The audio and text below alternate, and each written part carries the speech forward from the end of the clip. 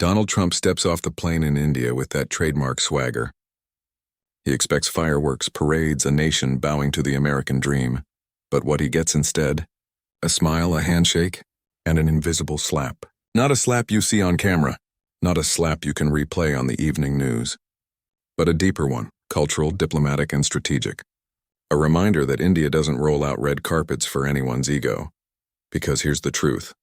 Every single time Trump visits India, he walks in expecting admiration and walks out humbled.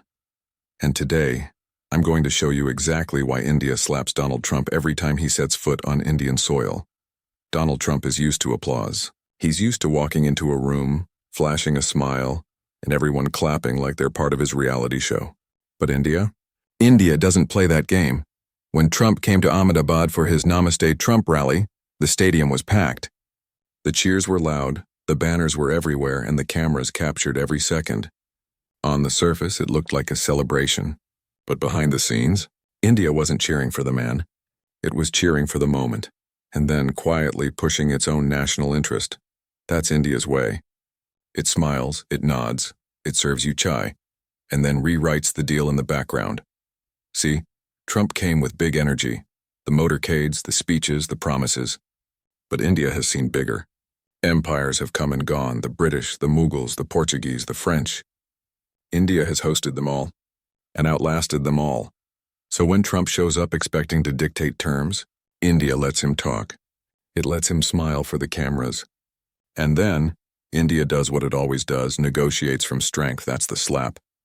Not loud, not obvious, but undeniable. Trump thrives on spectacle. He's a showman, a master of media moments. But India doesn't need validation through spectacle. India has Bollywood, the largest film industry on earth.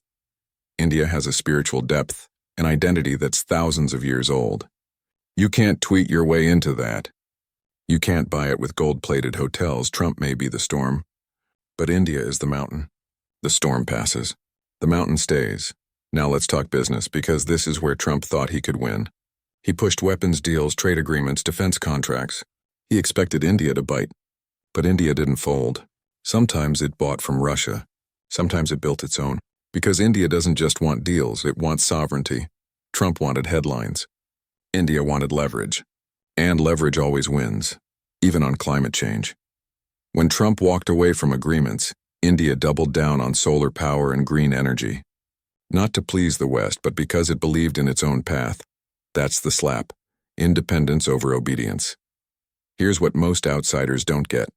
India's power isn't loud. It's steady. It's rooted. Every handshake Trump got wasn't submission, and it was calculation.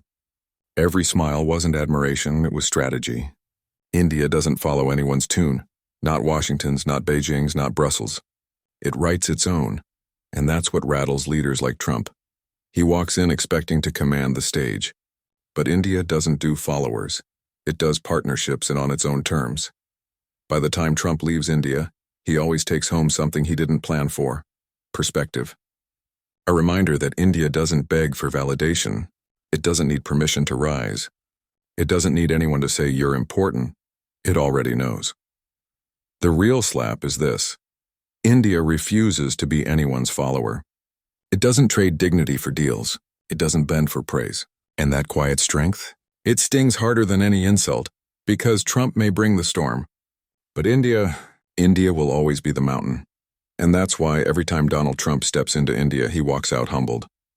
Not by insults, not by protests, but by the weight of a civilization that's been here for 5,000 years and isn't slowing down for anyone. So the next time you see headlines about Trump visiting India, don't just watch the rallies, the hugs, or the speeches. Look closer. Look at the deals being signed, the policies being pushed, and the quiet moves being made. Because that, right there, is the slap.